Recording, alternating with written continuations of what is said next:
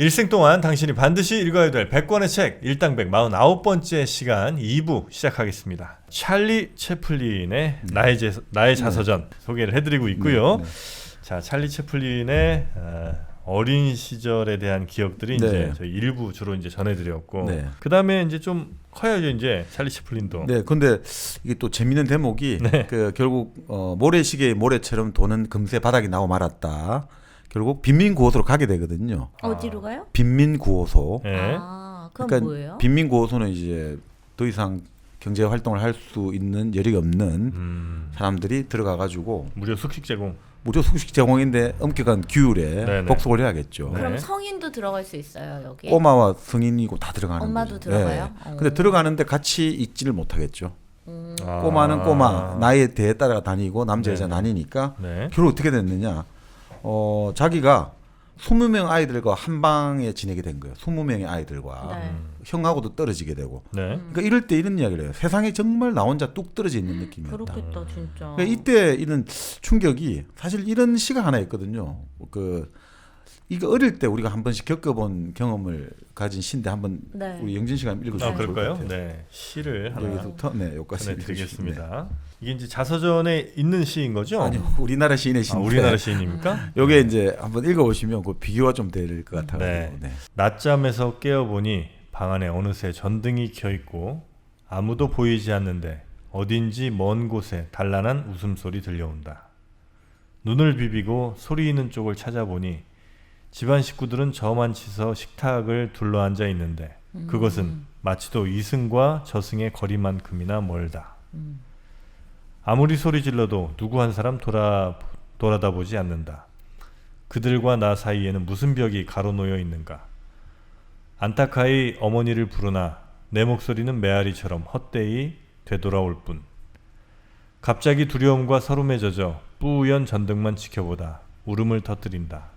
어머니, 어머니. 비로소 인생의 서름을 한 울음이 눈물과 더불어 자꾸만 복받쳐 오른다. 어떤 시입니까 이게? 그러니까 우리가 어릴 때 왜 자다가 깨가지고 낮잠 자고 일어나면 기분 안 그렇죠. 좋잖아요. 근데 이제 생시인지 꿈인지 생시인지 분간이 안 되는데 가족들은 뭔가 소리가 나고 붕붕사는데 내가 아무리 말을 해도 뭔가 말이 안 나오고 이래가지고 뭔가 나하고 진짜 뭔가 떨어져 있고 내가 아무리 외쳐도 가족들은 나를 돌아보지 않고 나 혼자만 지금 떨어져 있는가. 그래서 갑자기 막 인생의 서름을 나 혼자 떨어져 있다는 생각이니까 눈물이 펑 터지잖아요. 엄마 하면서. 그러니까 이게 김윤성이라는 시인의 추억에서라는 제목의 시거든요. 그러니까 우리가 사실 정말 낮잠 자다 일어나서 뭔가 지금 그 짧은 순간에도 뭔가 내가 혼자 떨어져 있다 생각하면 막 눈물이 터지 나오는데 이 꼬마가 지금 이 세상에도 나 홀로 던져 있다 이거죠. 이럴 때 받았던 충격. 그러니까 사실 찰스 디킨스의 충격도 충분히 이해가 가거든요. 평생을 자기가 그 어린 시절에 상처 입은 자기 자신을 달래줬다는 게 충분히 이해가 가는 것 같아요. 그 느낌을 다들 경험하는군요. 그렇죠. 이 시가 좋은 게 바로 이런 경험들 다 하고 있잖아요. 한 번씩은. 정영진 씨는 안 한 것 같은데. 아니, 난 이게 누구나 그렇죠. 한다는 게 좀 신기하네요. 대체로 이제 나 혼자만 하고 그랬을 거라 생각을 했는데 나만 겪은 서러움인 것 같고. 그렇죠. 이게 다 하는군요. 그렇죠. 그러니까 우리가 좋은 시나 또 좋은 문학 작품이나 다른 많은 책을 많이 읽는 게 좋은 이유가 결국은 이런 감정을 나만 가지고 있는 게 아니구나. 우리는 같구나. 같은 인간이구나. 이런 게 참 좋은 것 같아요. 그래서 찰리 채플린은 어려서 그 보호소 같은 데에서 그렇죠. 완전히 이제 혼자가 돼서 공동 생활을 하고. 그렇죠. 그러니까 사실 우리가 뭐 참 불쌍한 광경들이 많잖아요. 여러 가지 힘든 광경들이 많지만 가장 안타까운 광경이 어린아이가 뭐 부모를 잃고 그 망년자실에 있는 거 보는 만큼 안타까운 게 없거든요. 왜냐하면 어린아이는 방어력이 없잖아요. 물리적이든 심리적이든. 어른들은 그런 물리력이 약하더라도 심리적인 방어력이 있잖아요. 괜찮아. 지금은 고난이지만 이런 게 어린이는 그 자체가 없잖아요. 그러니까 진짜 그럴 때 그 애가 완전 아무것도 없다고 생각할 때 느꼈던 공포라는 거는 우리가 짐작하기가 힘든 거죠. 영화 중에 플로리다 프로젝트 혹시 보셨어요? 정박님 네. 보셨어요? 저는 지금 딱 이런 이야기 들려주시는데 이 어린 아이들 되게 네. 어렵게 자라는 아이가 겪는 아이의 눈으로 보는 세상 막 이런 거를 되게 다룬 영화인데 이 영화 진짜 괜찮거든요. 플로리다 프로젝트. 네, 엄청 감동적이면서도 그 안에 색감이 정말 좋죠. 네, 파스텔. 그 영화적인 그런 예술도 볼 수 있고 그래서 이 영화 되게 강력 추천드리고 싶어요. 지금 네네. 생각이 나요. 또 이야기를 해주시니까. 그러니까 이런 시도 있거든요. 아유, 그 우리 양주동 있지 않습니까? 무의 양주동. 그 예전 국문학자 향가를 네네네네. 그 양주동 시인의 시였던 것 같은데 김동리의 시였나. 그러니까 이런 비 오는 날 이런 시가 있었거든요. 네. 제가 얼핏 그 비 오는 날 길거리에서 엄마를 잃고 헤매는 소년이 생각이 난다 이거죠. 네. 봤다. 그래가 받고 그래 끝났단 말이에요. 집에 왔단 말이에요. 집에 네. 왔는데 집에 와서 잠자리에 들기 전 갑자기 그 소년이 떠올랐다. 그 소년은 집을 찾았을까? 이런 대목이 나왔는데 되게 감동적이더라고요. 나도 그리고 어렸을 때 그런 일을 한 번쯤은 겪었고 네. 네. 뭔가 갑자기 네, 엄마 잃어버렸던 이래가지고 그런 경험? 놀랬는데 어떻게 하다 오게 되고 이런 경험들. 야, 양주동 오랜만에 들어보네요. 네. 양주동.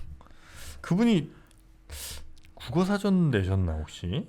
국보라고 스스로 자칭했죠. 나는 국보다. 스스로 그래요? 나는 국가의 보물 국보다라고 했죠. 향가를 이제 해독을 최초로 네. 푼 사람이죠. 네네네. 그런 느낌들. 그러니까 이 아이가 네. 혼자 떨어져 세상에 혼자 떨어져 있다는 것들이 가지는 절망감 네네. 이런 것들. 그러니까 사실은 찰리 채플린 이런 경험을 했기 때문에 찰리 채플린을 보면서 사람들이 좋아하는 이유는 당신 웃음을 말하지만 슬픔이 들어있다고 보거든요. 맞아요. 당신 맞아요. 웃음 속에 눈물이 네. 배어있다고 보거든요. 그래서 사람들이 좋아한다는 거죠. 항상 이게 웃음 그 자체로만 가면 이 사람은 절대 세계에 그러니까 찰리 채플린은 20세기 세계가 가장 사랑한 남자라고 보거든요. 네. 히틀러는 세계가 가장 미워한 남자. 네. 그런 대화인데.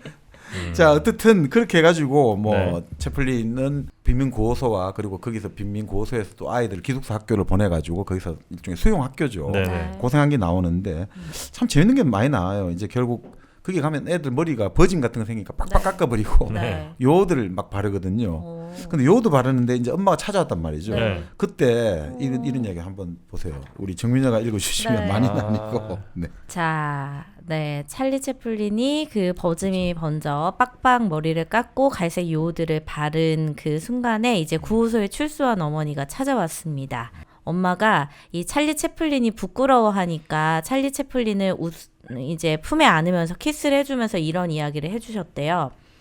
엄마는 네가 아무리 볼품없어도 여전히 너를 사랑한단다. 64년에 출간했으니 75세 나이에도 어머니에 대한 그리움이 물씬 느껴지는 그런 이게 다예요, 정박님? 엄청 짧으네요. 아니, 나중에 네. 아니 그냥 뭐 참 그게 감동적이더라고요. 이게 이 글을 썼을 때가 결국 75세 나이에도 이 엄마를 지금도 그리워하고 있는 거죠. 네. 그러니까 이 말이 여전히 그 말이 어제처럼 생생하다 이렇게 나오는데 그 사실 윈스턴 처칠 있잖아요. 처칠. 네, 처칠은 뭐 피와 땀과 눈물뿐 이렇게 뭐 이렇게 아저씨 할아버지 이름 같은데 처칠도 그런 이야기예요. 처칠은 사실 아버지하고 별로 기억이 안 좋고 뭐 엄마가 워낙 이제 사실 설치는 사람으로 유명했는데 그 처칠이 거의 80대 중반에 86세 생일인가 뭐 하여튼 아주 80대 중반의 생일에도 무슨 선물을 제일 받고 싶으냐 이러니까 아버지를 만나고 싶다 이래요. 아버지를 만나고 싶다. 우리 왜요? 아빠를 만나고 그만큼 그리워한다 이거죠. 86세의 할아버지도 네.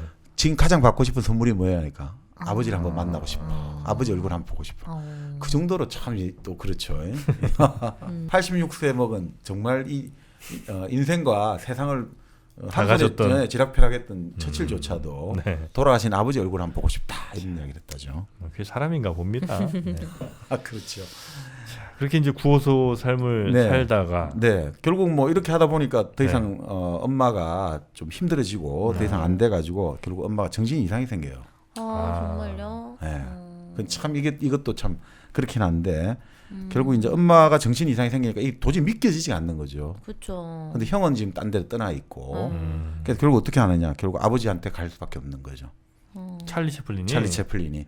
근데 아버지한테 가니까 이제 아버지의 동거녀하고 네. 또 그 아버지가 동거녀 사이에 난 애가 있는 거죠. 네. 아 진짜 힘들겠다. 네. 힘들다기보다. 네. 근데 이제 그러니까 8살 때부터 이제 눈치살이를 시작하는 거죠. 그럼요. 이제 새엄마잖아요. 그럼요. 또 새엄마가 뭐 그렇게 나쁜 사람은 아니지만 뭐 그래 좋겠습니까? 네.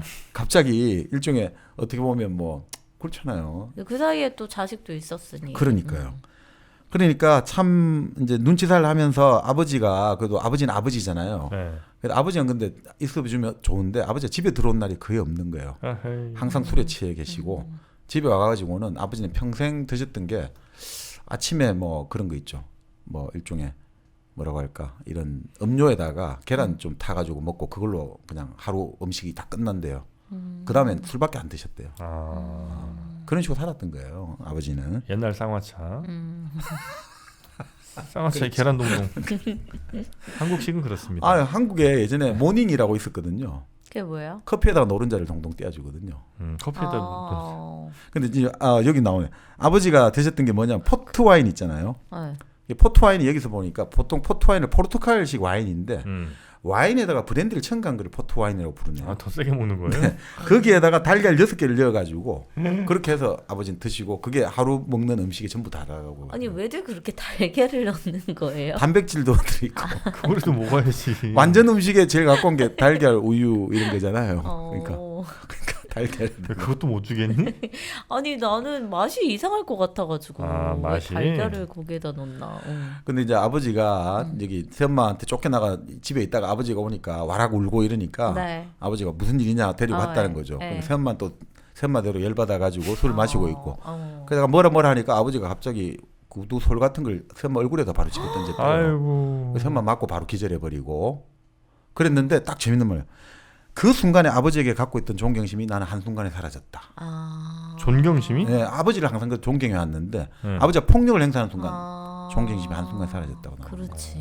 그러니까 이것도 있거든요. 어릴 때 아버지가 존경하는 이유는 우리 아버지는 절제를 한다. 어떤 이런 느낌들이 있잖아요. 근데 아버지가 폭력을 팍 보여준 순간 갑자기 존경심이 그렇죠. 사라진 경험을 하게 되죠. 그것도 뭔가 네. 약한 뭐 여자를 상대로 그 당시에는 참 그러니까 보여줄 수 있는 건 다 보여줘요. 그럼에도 네. 불구하고 찰리 채플린은 최고의 사람이 되는 거예요. 최고의 교양인이 되고 이게 참 그러니까 우리가 지금 막 이런 가정 잔혹사가 아니고 네네. 이것들이 결국 근데 이 사람은 어떤 식으로 밟고 올라가느냐가 제가 참 여기서는 이 자서전의 포인트 같아요. 그래서 여기서 그 말이 나오는 거죠. 그러니까 결국 그렇게 해가지고 네. 어머니는 다시 퇴원을 하게 되고 엄마는 다시 삭바느질을 하게 되고 뭐 이런 느낌이 있지 않습니까? 그런 인생에서 굴곡이 왔다 갔다 하는 것들. 그래서 그런 이야기 나오는 거죠. 아까 우리 말씀하신 인생은 가까이서 보면 비극이고 멀리서 보면 희극이다. 이런 것들이 여기서 자기 어릴 때부터 느꼈다는 거죠. 이게 뭔지 모르겠다 이거죠. 그렇게 해서 다시 뭐 저 아빠 집이랑 엄마 집 왔다 갔다 하면서 이렇게 그렇죠. 사는 거예요. 그럼 배우 생활은 언제부터예요? 자, 네. 아버지가 이렇게 얘가 엄마도 삭바느질이 쉽지가 않으니까 얘를 일종의 아이돌 그룹에 넣어줘요. 오, 빨리 뭔가 그 돈 벌어 경제적인 생활을 할 수 있게끔 네. 도와주는군요. 클로그 댄스라고 일종의 탭 댄스 있지 않습니까? 아, 탭댄스. 그 팀에 넣어주는 거예요. 그래, 그거라도 하는 게 낫겠다, 차라리. 그 잭슨 단장이라고 그 네. 아버지하고 안면이 있는 사람인데 아주 독실한 가톨릭 신자거든요. 네. 그 아저씨가 이제 8명의 소년을 모아가지고 네. 이걸 운영하는 거죠. 그래서 이제 결국 뭐 이제 클로그 댄스 팀에 들어가게 되고 또 형은 이제 결국 이제 또 취직을 하게 되고 그래서 이제 조금씩 나아지는 거죠. 생활이? 네. 그럼에도 불구하고 가족은 다 같이 살진 않아요? 아니요 이제 그렇게 나아지니까 이제 같이 네. 살게 되죠. 근데 뭐 이제 잭슨 단장이 결국은 이 독특한 사람이에요 여기도. 네. 첫 부인이 죽고 나서 이제 재혼할 상대를 구한다고 신문 광고를 냈대요. 네. 근데 신문 광고 내니까 전국에 편지가 한 300통 오잖아요. 왔는데 딱 하나님한테 기도를 딱 하고 나서 그 다음에 딱 뽑았대요. 뽑은 사람하고 결혼했다더라고요. 제비뽑기처럼? 그렇죠. 아니 그러니까 예전에 이런 것들 좀 있었거든요. 우리나라도 50년대 나하고 결혼할 사람 해갖고 신문 광고 내가지고 결혼하는 사람도 있어요. 지금도 가끔 저 나와요. 그런 신문 광고도 내고. 그래요? 벼룩시장 같은 데다도 내기도 하고. 그러니까 이게 뭐 꼭 그 중개하는데 이름 말고 그냥 본인이 직접 네, 내 그렇죠. 직업은 뭐고 네. 내 키는 몇인데 결혼할 분 찾나 있어요 광고가. 아니 우리나라에 1950년대 네. 그 전시륜이라는 분이 있거든요.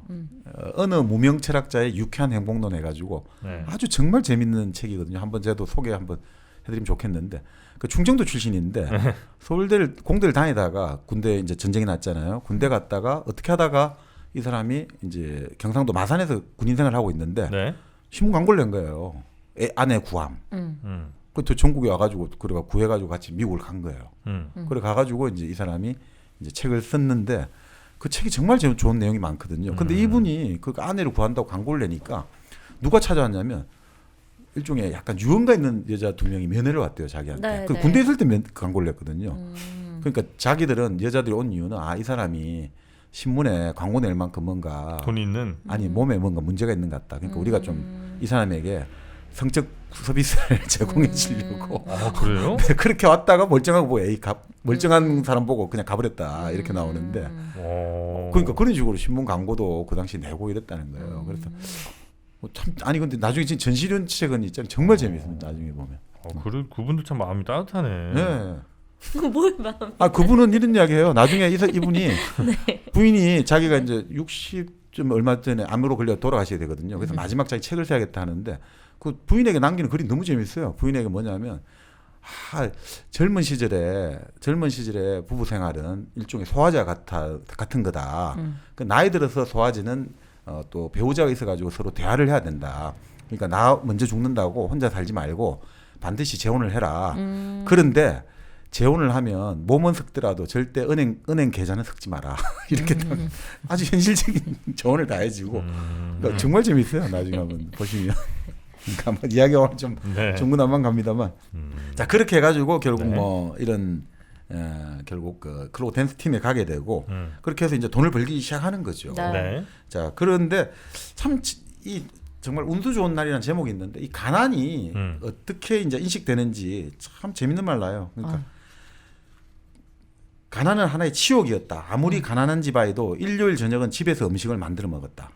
그러니까 집에서 일요일 저녁에 뭔가 그 고기를 로스트 한다는 것은 그 집안의 사회적 지위를 나타낸다는 거예요. 근데 우리 집은 일요일 저녁을 집에서 만들어 먹을 수 없다는 거죠. 카페 같은 데 가서 저녁을 사와야 된다는 거죠. 요즘 치면 편의점에 가서 편의점 도시락을 사서 먹어야 된다. 그러니까 자기는 그게 너무너무 싫었다는 거예요. 너무너무. 왜 일요일 저녁은 우리는 집에서 먹을 수가 없을까. 네. 그래서 어느 날 어머니가 경마를 해가지고 돈을 좀 땄단 말이죠. 그래서 정육점에 가서 야 너 고기 사와 하니까 자기가 지금도 소고기인지 돼지고기인지 기억이 안 난대요. 무조건 로스트 고기를 사달라 해가지고 고기를 가지고 왔는데 집에 오븐이 없잖아요. 오븐이 없잖아요. 그렇겠네요. 어떻게 하면 남의 집 오븐을 빌려가지고 어떻게 해서 그래갖고 로스트. 근데 계속 있을 수가 없잖아요. 남의 집 부엌에. 네. 그래서 이제 고기가 익었겠거니 하고 가보니까 고기의 크기가 줄어 있었어. 농구공만한 게 야구공만한 게 줄어 있더라고요. 아 진짜. 그렇다는 거죠. 뭐 그렇지만 이렇게 나는 거죠. 엄마는 사 먹는 것이 고생도 안 되고 맛도 좋다고 했지만 나는 엄마가 직접 만들어준 그것이 너무너무 좋았다. 지금도 그런 이야기를 한다는 거죠. 네. 그래서 마침 또 우연히 엄마의 배우실 친구를 만났는데 부잣집에 시집을 간 거죠. 네. 그래서 그 집에 한 몇 주일 가게 된 거예요. 그 재밌는 말이에요. 정말 좋았지만 매일매일 어떻게 보면 긴장하며 살았다. 손님은 손님이었던 것이다. 그렇겠죠. 그래서 어머니가 이런 말씀을 하시더라. 손님은 케이크와 같다. 오래 놔두면 신선도가 떨어지고 맛도 없어진다. 그러니까 손님은 오래 있으면 한정받지 못한다. 맞아요. 네. 그날 처치해야 되죠. 케이크처럼. 냉장고 넣어놓으면 네. 아주 맛이 가잖아. 네. 그래서 먹을 수도 없고. 그렇죠. 그런 그 엄마가 해준 것 같은 네. 그런 또 요거트가 있지 않습니까? 이 요거트 제가 사랑하는 요거트잖아요. 네. 팀메리 그릭 요거트. 네. 일당백 광고 이후 네. 요즘 배달이 안 됩니다. 품절 사태. 진짜요? 네. 그럴 리가. 진짜로. 정말로? 네, 그릭 요거트가 오. 그래갖고 요즘에 배송이 좀 잘 안 되고 있을 정도랍니다. 그래요. 여기는 또 막 네. 대량으로 이렇게 막 하는 그런 뭐 유제품 회사 이런 데랑 달리 찍어내는 공장이 아니잖아요. 네. 그래서 엄마가 해준 것 같다. 네. 홈메이드 요거트 느낌으로. 그렇죠. 아주 꾸덕꾸덕. 네. 네. 배고플 때도 이제 식사 대용으로도 괜찮고. 사실 밥을 잘 안 먹어요, 애가. 그러니까 아침에 뭐 밥 차려서 주기도 그렇고. 근데 이 팀메리 그릭 요거트 주면은 죄책감도 안 들고 좋다. 너무 간편하고 아이도 행복하고 엄마도 행복하고. 네. 사실 뭐 정민여 차려준 아침 먹기가 쉬운 일은 아니죠. 일주일에 한 번 먹기 힘들어요. 네. 그릭 요거트, 뭐 딸기 청 같은 거 이렇게 섞어서 네. 드시면 아주 맛이 좋으니까요. 아니면 아까 우리 그 타트 체리 아, 그거 그거 섞어 섞어 드셔도 드셔도 되죠. 네. 맛있겠네요. 동시에 네. 주문하시면 더욱 땡큐. 네. 일당백과 함께하는 팀 메리 그릭 요거트 품절 사태 다시 한번 감사 말씀드리겠습니다. 꼭 한번 검색해 보시기 바라겠습니다. 자, 그러면 계속 본문을 이어가겠습니다. 네네네. 결국 이제 이 와중에 아버지는 돌아가시게 되고, 근데 아버지가 돌아가실 때 생전 안 그러는 사람이 술집을 갔다가 아버지 술 마시는 모습을 보고 나가려고 하니까 아버지가 갑자기 손짓을 하면서 부르더란 거죠. 자기를요? 예, 자기를 채플린을? 채플린을 부르더니 생전 안 묻던 엄마하고 형 안부도 묻고 음. 생전 안 해주던 생전 처음이자 마지막 키스를 해주더란 거죠. 그러고 그거 나서 알았나 보다. 그러고 나서 2주일 뒤에 이제 결국 돌아가신 거죠. 병원에 입원하게 된 거죠. 슬프다. 근데 엄마가 이제 목사님을 데려와서 제발 마지막 하는 게 해결 좀 해라 이랬는데 목사님이 아버지한테 이런 말을 하는 거예요. 당신을 보니 심은 대로 거두리라는 격언이 오릅니다. 이런 이야기를 했다는 거죠. 뿌린 대로 거두리라. 뿌린 대로 거두리라. 그러니까 어머니가 화를 벌컥 낸 거죠. 어떻게 죽어간 사람 앞에 저런 말을 승직자가 할 수가 있냐고. 결국 아버지는 돌아가시고 아버지가 돌아갈 때 이런 비는 내리는데 친척들이 들고 있던 황각 꽃을 관에 던지는데 자기는 던질 게 없잖아. 그래서 자기가 가지고 있던 손수건을 던져줬다. 이 풍습은 비슷해요. 우리도 그랬거든요. 그러니까 예전에 그런 망자가 들어갈 때 마지막 그 어떤 손수건이나 여러 가지 천을 던지고 이런 거. 흙 뿌리지 않았어요? 흙도 뿌리는데 관에다가 뭐 던지기도 했답니다. 결국 아버지는 돌아가시게 되고 결국 이제 정말 주인공이 아니죠. 채플린 가족은 더 힘들게 살아가게 되고 채플린 참 머리가 좋은 것 같아요. 장사를 딱 했는데 어떻게 하냐면 이제 그때도 영국도 그랬다네요. 돌아가시면 이런 검은 상장 같은 거 있죠. 돌아가셨다는 누군가 가족이 그걸 표를 딱 가지고 가가지고 술집을 가면서 슬퍼 보이는 사람들 앞에 딱 가는 거예요. 얼굴이 좀 슬퍼 보이고 이런 사람 앞에 가서 꽃을 파니까 사람들이 너 지금 누가 돌아가셨니까 내 아버지가 돌아가셨어요. 그럼 전부 다 잔돈 안 받더라는 거예요. 참 머리가 이상하죠. 그걸 그렇게 또 상업적으로 연결을 시키시나. 그런데 재밌는 게 엄마가 너는 어떻게 그렇게 할 수가 있냐고. 그렇지. 너희 아버지가 술집에서 술 마시다가 돌아가셨는데 어떻게 술집에서 돈을 벌어올 생각을 했냐고. 그렇게 막 혼을 내더니 그날 번 돈은 그래도 다 가지고 가시더라. 이렇게 나오죠. 그래서 좀 행복해졌으면 좋겠다. 근데 이 모자. 닥치는 대로 이제 학교를 그만두고 온갖 일을 다 했단 말이죠. 뭐 생선 가게도 가고 스낵 가게도 가고 잡화점 심부름꾼도 하고 급사도 하고. 그런데 뭐 유리 부는 직공을 하러 갔어요. 이 유리 있지 않습니까? 이 불에다가. 근데 딱 그 용광로 앞에 서는 순간 기절해 버려요. 애가. 너무 무서워서? 너무 뜨거워가지고 열기를 견디지 못해가지고. 그렇겠죠. 가자마자 바로 그냥 잘려버린 거죠. 아니 그 꼬마가 8살짜리가 어떻게 이걸 하겠습니까? 그랬는데 이제 결국 형이 시드니가 이제 여객선에 나팔수로 취직한 거예요. 여객선에서 이제 아침마다 나팔 불러가지고 깨우는 거예요. 기상 식사 시간도 나팔이에요? 하고 뭐 알려야 되니까. 그러니까 취직해서 이제 은하로 번 돈을 가지고 온 거죠. 그래서 처음 이제 침대에 이 돈을 쫙 쏟아내니까 집안이 축제 분위기가 된 거죠. 생전 이런 돈을 본 적이 없으니까. 근데 결국 뭐 돈은 또 금방 모래처럼 다 떨어지고 결국 또 형이 배를 타고 나가 돌아오지를 않는 거예요. 그 나중에 알고 보니까 형이 뭐 몇 주일 지나가지고 류머티즘에 걸려가지고 관절염? 그래가지고 또 치료받는다고 돌아오지 못하고 있게 되고 그 엄마가 불안해지기 시작하는 거죠 또. 형은 안 돌아오고. 그래서 어느 날 엄마가 계속해서 좀 이상한 느낌을 가지게 되는 거죠. 근데 이 채플린이 그것도 모르고 엄마 좀 옷도 예쁘게 입고 화장도 해가지고 내 친구 아버지 내 친구 엄마 이번에 죽었잖아. 그 친구 아버지한테 잘 보여가지고 그 집에 좀 시집가. 그럼 우리도 좀 잘 먹고 잘 살 수 있어. 엄마를 막 그냥 재촉하는 거예요. 왜 엄마는 이 얼굴도 화장도 안 하고 지금 옷도 잘 안 입느냐고. 그 와중에 이제 결국 엄마가 영양실조. 그러니까 애한테는 뭐라도 주지만 엄마는 먹지를 못하니까 영양실조 걸린 상태에서 엄마는 결국 실성을 하게 돼버려요. 실성을 하게 되는 거죠. 큰형은 안 오고 이러니까. 큰형이 안 오니까 우리 애를 이 큰형이 12살쯤 우리 애를 지금 누가 숨긴 거 아니냐. 그래서 동네마다 돌아다니면서 막 모래를 주면서 애들한테 이거 꽈자라 그러고 애들이 야 돌아오는데 딱 그러잖아. 야 너희 엄마 미쳤어. 그 이야기를 듣고 가보니 엄마가 진짜 정신이 없더라 이거죠. 그래서 참 의사가 와서 정신 이상이라고 데리고 입원을 시키고 얘는 이제 형 올 때까지는 어떻게든 좀 이 집에 네. 방에 있어야겠다 하는데 그래도 집주인이 그런 이야기를 해요. 그래도 걱정하지 마라. 너 형이 올 때까지는 너를 쫓아내지는 않으마. 방세 안 받고. 방세는 나중에 받을 것 받아요? 같은데. 네. 하여튼 그렇게 해가지고 결국 형은 나중에 돌아왔고 돌아와서 형하고 엄마를 면회를 갔단 말이죠. 면회를 가가지고 엄마 좋아질 거예요. 위로를 하니까 엄마가 딱 한마디 하는 거죠. 채플린, 네가 그날 오후에 차 한 잔만 타줬더라면 나는 괜찮았을 텐데. 너가 차 한 잔, 홍차 한 잔이라도 타줬으면 나는 괜찮았을 텐데. 너가 아무것도 나 먹질 못해서 그날 발광한 것 같아라고 하는 거죠. 그러니까 너무 그게 가슴이 아프다는 거죠. 엄마의 그 말이.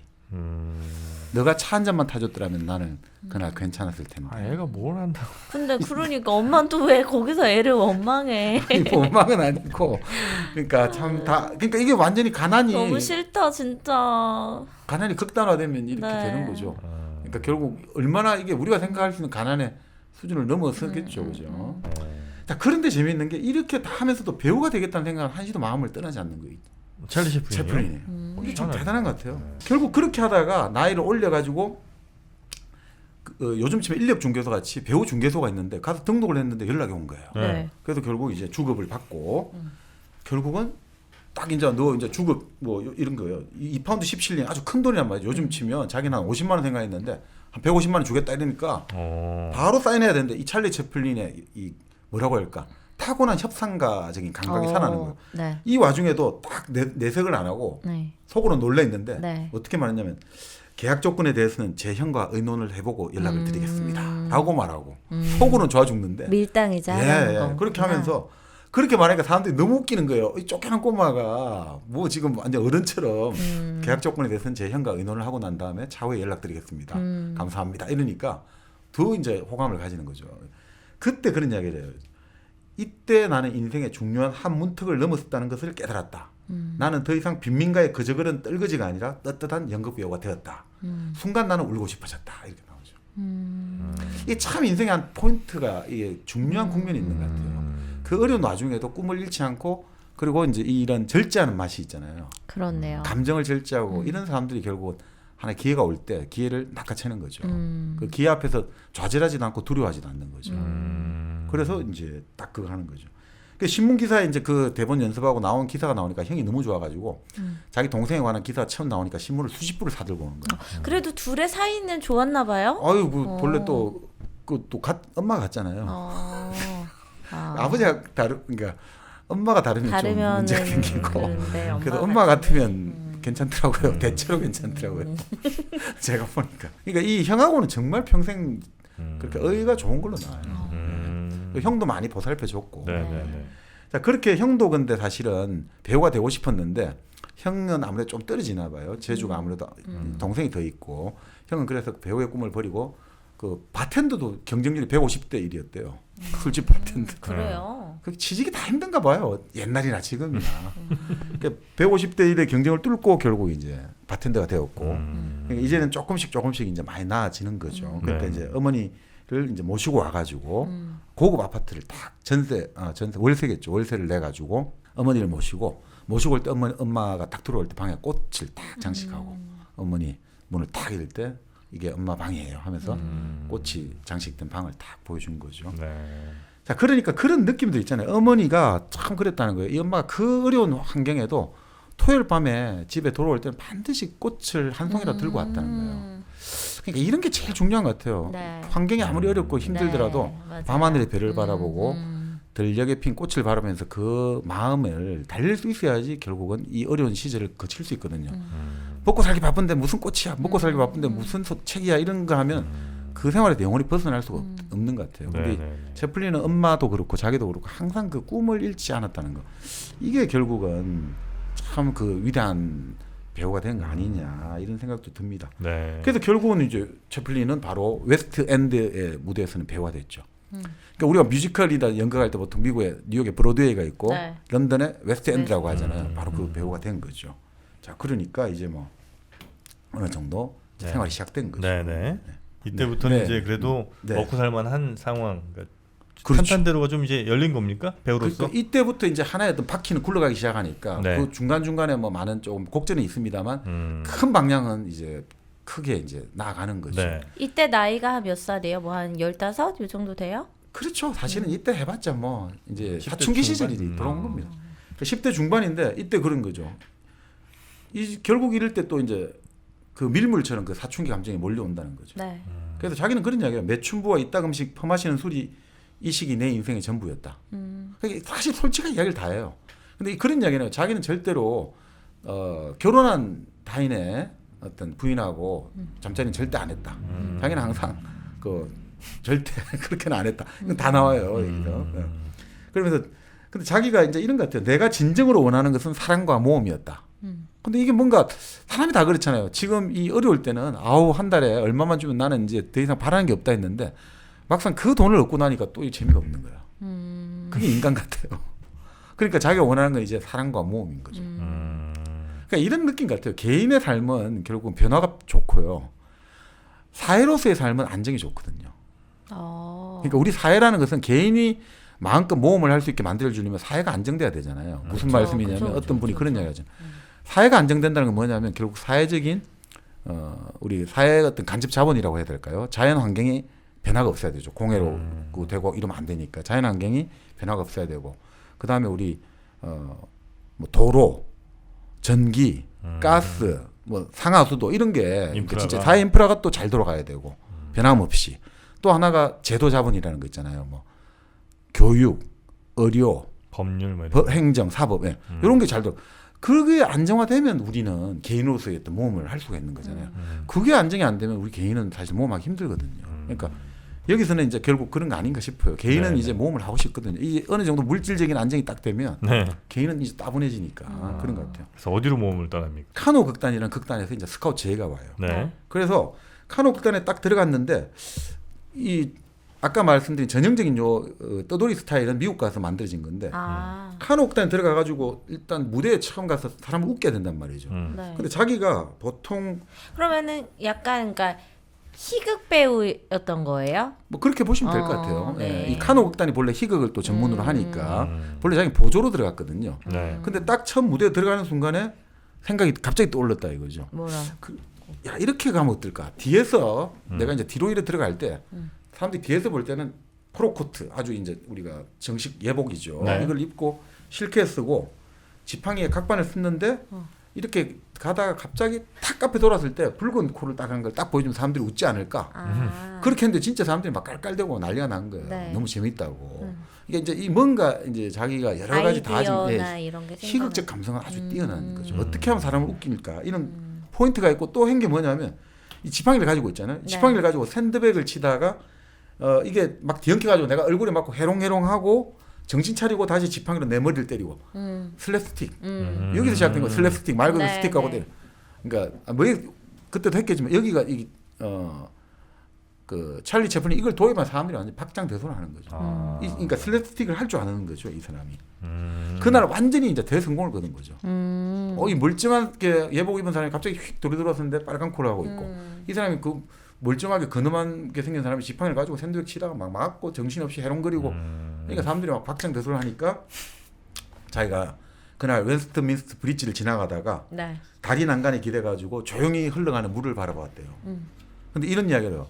울고 싶도록 기뻤지만 눈물이 나지 않았다. 오, 아우 되게 멋지다. 억지로 눈물을 흘려보내려 했지만 소용이 없었다. 그만큼 내 마음은 황폐해져 있었다. 이 대목이 제가 참 인상 진짜 깊었는데요. 멋지다. 근데 이 대목이 다른 또 제가 자서전에서 한번 읽었거든요. 누구야? 그 스벤 헤딘이라고 네. 우리 지난 몽골 고비 사막 배웠잖아요. 네네네. 그 스벤 헤딘이 그 사막 탐험을 했거든요. 중앙아시아 연구했는데 그 스벤 헤딘이 그런 대목을 했어요. 그때 나는 울었어야 했다. 이런 대목이 나와요. 그러니까 사막을 막 방해가 죽을 뻔하다가 사람들한테 구조가 됐거든요. 그때 얼마나 기쁩니까? 그때 나는 울었어야 했다. 근데 울지를 못한 거예요. 왜? 온몸에 수분이 다 날아가가지고 짜낼 눈물이 없는 거야. 근데 여기는 이제 그만큼 마음이 황폐해서 그런데 다 그런 거예요. 그때 나는 눈물을 흘려서 했는데 눈물이 나오지가 않더라는 거죠. 그 심영래 씨가 하시던 슬랩스틱, 그 예. 슬랩스틱이 보면 항상 몽둥이 같은 걸로 뭘 이렇게 누굴 때리려고 하다가 자기가 맞고 안 되고 자기가 맞고 뭐 이러면서 웃잖아요. 그렇죠. 그게 이제 원조가 여기군요. 네. 결국 슬랩 스틱, 진짜 말 그대로 슬랩 때리다, 스틱 지팡이 막 몽둥이잖아요. 그러니까 그런 거죠.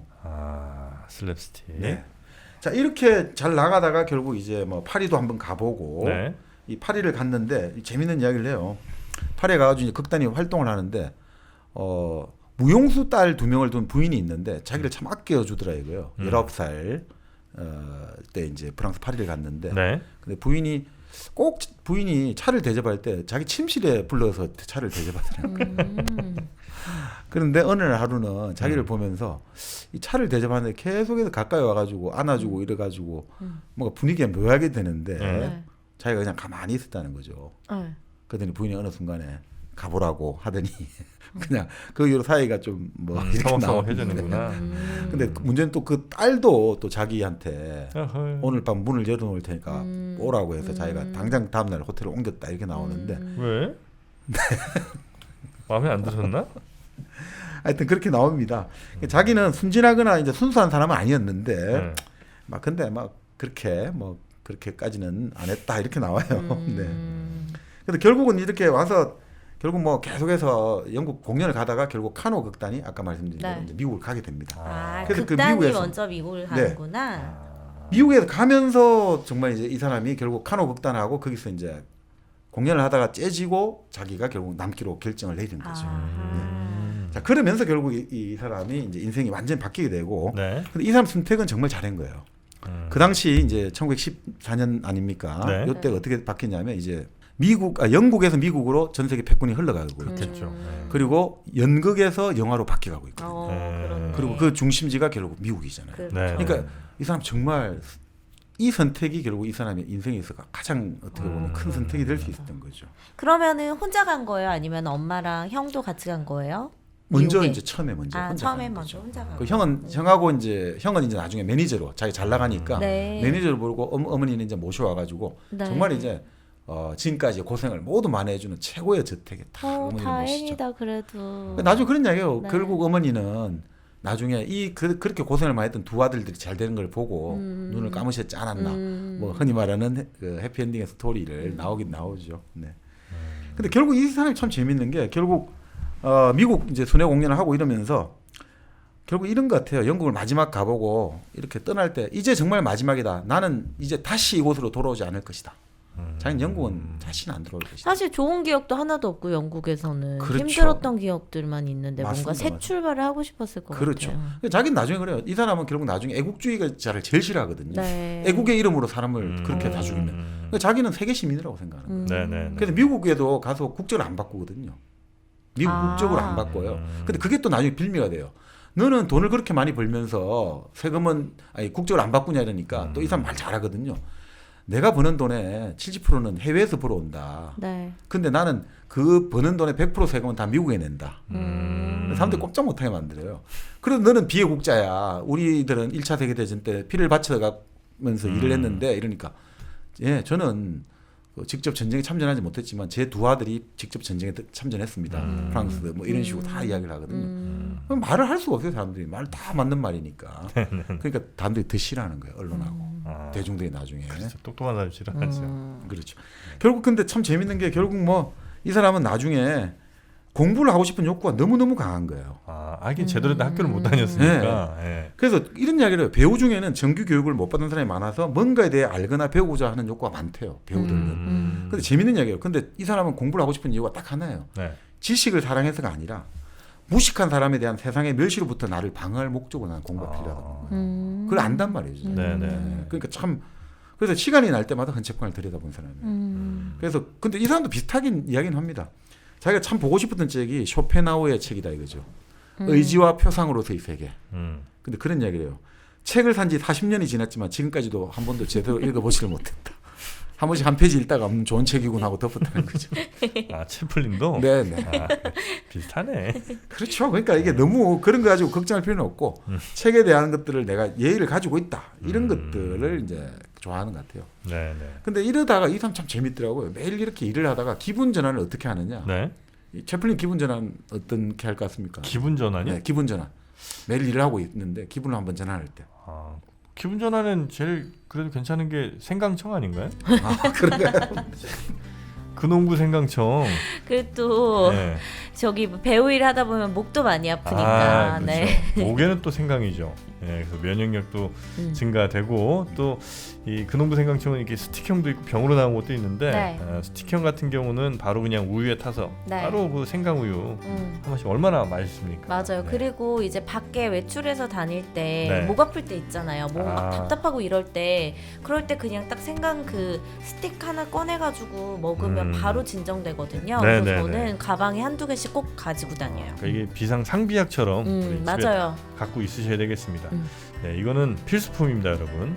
근홍부 생강청 포털 사이트에서 검색하셔도 되고요. 저희가 링크 걸어드릴 테니까 저희 아래 그 설명 더보기에서 한번 찾아보시면 아주 좋겠습니다. 근홍부 생강청 여러분의 건강을 위한 최고의 선택입니다. 자, 기분 전환을 채플린은 어떻게 할 것이냐? 네. 목욕? 뭐 그것도 포함되겠습니다. 포함되겠습니다. 호텔 가는 거 아니에요? 호텔? 아시네. 네, 맞아요? 네. 그래요? 맞아요. 호텔을 가요? 네. 그런 분들이 있어요. 오. 호텔 가서 하루 이틀 정도를 그냥 이렇게 딱 거기서 그냥 온전히 있는 거. 왜냐면 내가 여기서 아무 일도 안 해야 되잖아. 그치.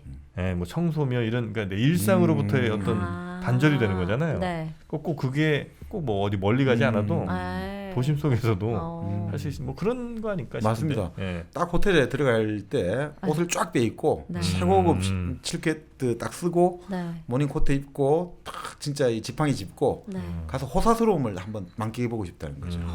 그러면서 눈물을 한번 쫙 흘리고 눈물을 이런 것이 사치구나 이렇게 생각했다는 거죠. 아, 저도 예전에 호텔 한참 가고 싶다. 모텔 자주 가셨잖아요. 그런 기분 느끼시려고. 그거랑은 좀 다르고요. 한참 진짜 막 네. 그 요즘도 막 바쁘긴 합니다만 진짜 정신없이 바쁠 때 일주일은 아니고 한 달에 한 번 내지 두 번 정도는 네, 말 잘해야 돼요. 일주일인지 한 달인지. 비싼 걸 먹어요. 비싼 거. 네. 아, 비싼 거? 비싼 걸 먹어요. 오. 그러니까 막 맨날 막 이렇게 김밥 먹고 맨날 아. 뭐 이렇게 시간 없으니까 그쵸. 라면 먹고 뭐 이러다가도 한 번 정도는 애써 비싼 걸 먹습니다. 오. 뭐 지금은 뭐 별로 못 하는데 네. 예전에 혼자 살 때 뭐 이렇게 많이 했었어요. 네. 하긴 그 세계를 떠도는 여행가들 같은 경우가 네. 그런 이야기를 하시대요. 한 2, 3주일 정도 아주 고생을 많이 하잖아요. 아, 네, 그러면 배낭 여행하고 막 이럴 그럴 때. 때 하루 이틀은 그쵸. 고급 호텔에 가가지고 자기 자신에게 좀 호사를 안겨야 된다는 네, 거예요. 네. 그래야지 몸이 또 잘 돌아간다는 거죠. 맞아요. 그 말씀 분명히 다 있는 것 같습니다. 아, 이분은 호텔에서 하루 이틀 정도 푹 쉬는 걸로 그렇죠. 기분 전환하는. 네. 그 다음에 뭐 이제 영화사에 합류하면서 네. 잘 나가게 된 거죠. 네. 그런데 이제 그때 아까 처음에 말씀드렸습니다만 뭔가 재밌는 게 없을까라고 하니까 바로 이제 그 아까 말씀드린 대로 꽉 끼는 상의를 입고 헐렁한 바지를 그하고 구두를 큰 걸 신고 설명하는 거죠. 자, 이 인물은 떠내기다. 떠내기면서 신사이고 시인이면서 몽상가다. 그런 반면에 외톨이이기도 하다. 이 인물은 항상 로맨스와 모험을 꿈꾼다. 그런데 남이 자신을 바라볼 때는 과학자라든지 음악가라든지 폴로 선수로 알아줬으면 한다. 그렇지만 겨우 한다는 짓이 담배꽁초나 주워 피우다가 아이들 코 묻은 사탕이나 빼앗아 먹는다. 그리고 가끔이긴 하지만 화가 머리끝까지 오르면 부인의 궁둥이도 스슴지 않고 걷어찹니다. 라는 식으로 이제 설명을 한 거예요. 본인의 어떤 캐릭터. 그렇죠. 그러니까 이 사람이 가장 중요시한 거는 네. 모든 그 배우에서 가장 중요한 대사가 아니라 이 사람 무슨 영화니까 표정? 캐릭터라는 거예요. 캐릭터? 그러니까 자세고 연기라는 게 제일 중요하다 이거죠. 그러니까 이 사람은 대사를 오히려 별로 안 좋아했다고 그래요. 오히려 목소리가 별로였나? 그렇지는 않습니다. 그 위대한 독재자 부분에서 마지막 연설 같은 경우는 아주 지금도 뭐 유튜브에서 계속 나오거든요. 본인 직접 해요 그걸. 네. 아. 결국 이 사람은 근데 이제 그 자기의 어떤 영화 철학이나 연기 철학이 있거든요. 네. 가장 중요한 것은 뭐냐? 자세라는 거예요. 자세. 자세? 모든 거기에서 가장 중요한 건 자세다. 그것을 찾아내야 된다는 거예요. 그 자세라는 것들. 그게 무슨 말이냐 하니까 무대에 딱 설 때 사람들이 어떤 식으로 동작이 끊어지지 않고 뭔가 자연스럽게 연결되는 그 자세. 아. 어디에 딱 찾아 들어가야 되는지를 네. 자연스럽게 녹아가는 것들. 그걸 네. 찾아내면 그 성공한 배우가 된다는 거죠. 그게 그러니까 저도 아주 짧게 무대 생활을 아주 짧게 해본 사람으로서 생각보다 이 무대 위에 올라갔을 때 대사는 오히려 쉬워요. 말하는 건 쉬운데 행동이 어렵거든요. 그거를 아주 자연스럽게 무대 위에서 하는 게 굉장히 숙련된 사람만이 배우만이 좀 할 수 있는 것이 아닌가라는 생각을 하는데 그 점을 얘기한 것 같아요. 예, 오히려 대사는 진짜 쉬운 것 같아요. 그래요? 네. 몸을 움직이는 게 되게 네. 어려워요. 몸을 쓰는 게. 이게 사실은 찰리 채플린이 팬토마임의 대가잖아요. 네네. 그렇지 않습니까? 팬토마임이죠 사실은. 네네네네. 그러니까 찰리 채플린이 이런 그러니까 그 상황을 이 몸짓으로 다 알려주잖아요. 그러니까 찰리 채플린이 이런 이제 연기를 한 거죠.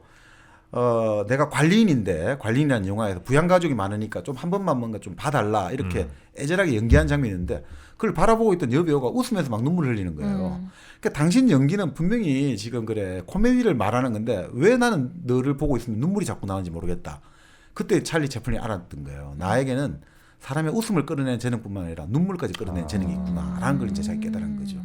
그러면서 이제 이 완전히 이제 물이 오르게 된 거죠. 그 당시 이제 캘리포니아에서 영화를 많이 찍지 않습니까? 네. 그러니까 캘리포니아에서 왜 할리우드가 캘리포니아 이쪽 그러니까 된 것 같습니까 영화가? 우리 한번 퀴즈를 한번 해볼게요. 진짜. 왜 그 된 것 같아요? 왜? 할리우드요? 예, 왜 캘리포니아에서 그 영화가 시카고도 있고 뉴욕도 있고 많은데 하필이면 할리우드는 캘리포니아에 그렇게 만들어졌냐 이거죠. 아, 궁금하네. 그 혹시 어쨌든 처음에는 그 이른바 뭐 조폭들 돈이 많이 좀 들어가지 않았습니까? 이 사약적으로 설명 안 하셔도 될 것 같습니다. 이거 그렇습니까? 아주 단순한 아주 단순하게, 이유예요? 아주 단순하게. 그래요? 네, 아주 단순하게. 헐리우드냐 왜? 아주 거기가 단순하게. 땅이 쌌나? 땅은 뭐 미국 다 들잖아요. 그러니까 다른 거 있잖아요. 우리 예전에 뭐? 우리 예전에 충무로? 아니 저기 스타인백의 분노의 포도에서 왜 캘리포니아로 갑니까 사람들이? 왜 갔지? 그러니까 결국 간 이유 있잖아요. 거기 가서 돈 벌러. 돈 벌러 갔는데 왜 돈을 벌러 갔냐? 농장에 치즈가이 좋잖아요. 네. 선키스트 오렌지. 오렌지. 왜 그렇게 잘 열리냐 이거죠. 날씨가 날씨가 좋아서. 그렇죠. 바로. 비가 안 오니까. 그렇죠. 여기는 그 당시 촬영하기가 조명을 안 써 좋아서. 태양광을 쓰니까. 네. 그래요? 그러니까 캘리포니아 일주 일수가 가장 단순하게 조폭까지 갈 뻔했네요. 그러니까 캘리포니아 일조 일수가 연평균 270일 이상이 되니까 네. 날씨가 좋으니까 다른 조명이 필요 없으니까 그 당시에 이게 여기로 몰리게 됐다는 거예요. 네. 그랬겠네. 또 시카고도 있고 했는데 결국 나중에 다 이쪽으로 가더라고요. 시카고는 뭐 바람 워낙 불어갖고 네, 마이크 다 날아가고 뭐 이럴 수 있어요. 그렇죠. 네. 그래서 결국은 이제 캘리포니아에 몰리게 됐고 네. 결국 이 사람은 이때부터 이제 승승장구해가지고 네. 뭐 이제는 채플린 캐릭터가 전국에서 유행하는 거예요. 뭐 채플린의 뭐 모양을 닮은 장난감, 비누, 어류, 양초, 치약 막 사업 제의도 빗발치고. 그러니까 이 사람이 우리가 이제 캐릭터라는 것을 최초로 인식하게 된 사람이고. 네. 그래서 이 채플린 같은 경우는 어떤 멕시코의 어떤 배우가 자기를 흉내내 가지고 찰리 채플린이잖아요. 네. 찰리 제가 정확한 이름이 아닌데 우리 친구 막 찰리 채플린 정도로 이렇게 나우나 너우나처럼. 그렇죠 하니까 소송을 냈대요. 그 당시에요? 예, 그 당시에 그 쓰지 말라고 소송을 냈다는 거예요. 그게 되나요 그때? 근데 어떻게든 했나 봐요. 그래서 이겼어요? 예, 그랬던 것 같아요. 그만큼 이제 자기의 어떤 그 특허라든지 이 흔히 말하는 상표법 캐릭터에 뭐 대한 이런 거? 인식을 제일 먼저 한 사람이에요. 그래서 찰리 채플린의 친구가 월트 디즈니였거든요. 네. 그래요? 그 디즈니한테 그 말을 해준 거죠. 그래 너 디즈니가 예. 이런 거 저기 해야 예, 된다 캐릭터. 그래서 디즈니가 등록을 한 거예요. 채플린 이야기를 듣고.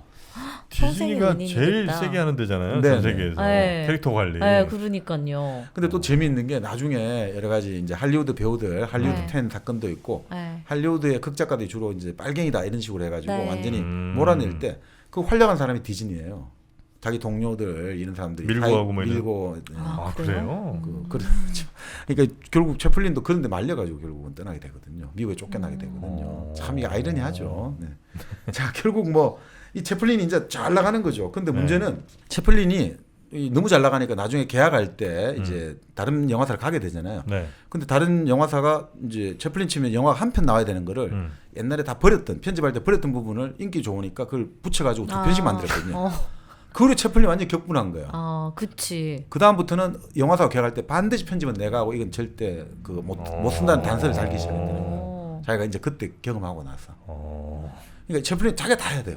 결국 그래서 뭐 채플린은 이제 뭐 잘 나가게 됐고 이제 뭐 이때가 20대인 거죠? 이제 그러면? 그렇죠. 14년 이후로 잘 나가게 되는 거죠. 1914년 이후로. 네네. 그래서 이제 채플린한테 그 아주 미국의 유명한 배우가 충고를 잘해줘요. 너 앞으로 이제 어떻게 살아야 되느냐. 네. 대중의 눈은 될 수 있는 대로 피하게. 성공한 배우의 실수는 대중 앞에 너무 서고 싶고 칭찬을 받고 싶어 한다는 것이네. 근데 그것은 자신에 대한 대중의 환상을 파괴하는 행동일세. 절대로 대중에게 너무 다가가지 말게. 그러면서 그런 이야기를 해줘요. 미국의 아주 그 유명한 배우가 뉴욕에 가고 LA에 가니까 초청을 너무 많이 받잖아요. 사람들이 보자고. 그러니까 너무 그런 사람들을 많이 만나다 보니까 어떻게 됐느냐. 이제 사람들은 그를 보기 위해서 영화관에 가지를 않네. 응접실에서 볼 수 있는데 왜 영화관에 가야 되지? 그래서 그 애는 사라져 버렸네. 그러니까 그런 것들을 이제 항상 유념하게 이러면서 이런 이야기를 해요. 자네는 이제 막 세상을 사로잡았네. 하지만 언제까지나 세상을 사로잡고 싶거든. 자네가 사로잡은 세상 밖에 위치해야만 하네. 내 말 뜻을 이해하겠나? 너가 이 세상을 사로잡으려면 세상 바깥에 항상 너를 위치해야 된다 이거죠. 세상 안에 들어가는 순간 넌 세상에서 네가 세상에 포획돼 버린다. 그러니까 뭐 이 배우들의 숙명 같아요, 그죠? 네. 참 배우들이 힘든 직업입니다. 그래서 이렇게 배우들이 약간의 신비감 그런 거를 하잖아요. 늘 유지하려고 하는군요. 그런 것 같습니다. 여기 보면 그러니까 배우들도 사실 대중들하고 같이 어울리고 싶고 하는데 네. 결국 이런 이야기를 하는 거죠. 결국 그것은 환상을 파괴하는 거다. 근데 맞아. 그 초대라는 게 대중의 초대는 이때 대중은 유명인도 다 대중이다. 뭐 어떤 정치가가 너를 보고 싶다. 어떤 기업가가 너를 그것도 다 대중이다. 그런데 그것을 너무 응하다가는 환상을 파괴하는 거다. 그러니까 우리 예전에 나훈아 가수가 뭐 예전에 이건희 회장 뭐 그쪽에 초대를 받았는데 나는 표를 사고 온 그 앞에서 네, 너를 본다 안 했던 게 간다고. 그럴 수도 있는 거죠. 환상을 자기는 파괴하지 않는다는 원칙이 될 수도 있겠죠. 그래요. 네. 뭐 그렇게 하는데 얼마나 이제 행사는 많이 오겠습니까? 이제 제안도 많이 오고 그래서 정말 꿈에 그리던 백만장자가 된 거죠. 재밌는 이야기를 해요. 그러니까 뉴욕에서 그렇게 또 이게 여러 가지 생활을 즐기다 보니까 너무 방탕해지는 것 같다는 거죠. 그렇겠죠. 그래서 이곳을 빨리 떠나야겠다. 그러니까 이런 이야기를 해요. 내 인생 최고의 순간에 도달했건만 온갖 구색을 갖추고도 나는 갈 곳이 없었다. 모든 사람이 나를 알아보는 것 같은데 나만 아는 사람이 없는 것 같았다. 이 참 모든 사람이 나를 알아보는데 나는 나만 아는 사람이 없다. 저렇게 성공한 사람들이 다 저런 감정을 느낀다는데 한번 저렇게 돼보고 싶기도 하다. 서양 사람들은 모두 나를 아는데 나는 아는 사람이 없구나. 그렇죠. 그래서 나는 나를 되돌아봤다. 자기 연민이 들었다. 이런 이야기를 하죠. 그러니까 그런 이야기를 하는데 그래도 이제 이 사람은 나와줘. 절대 그렇다고 가난으로 돌아가고 싶지는 않아. 딱 나와요. 절대 그것은 아니다. 뭐 가난이 어쩌다 하는 것은 가난을 모르는 사람들이 하는 이야기다.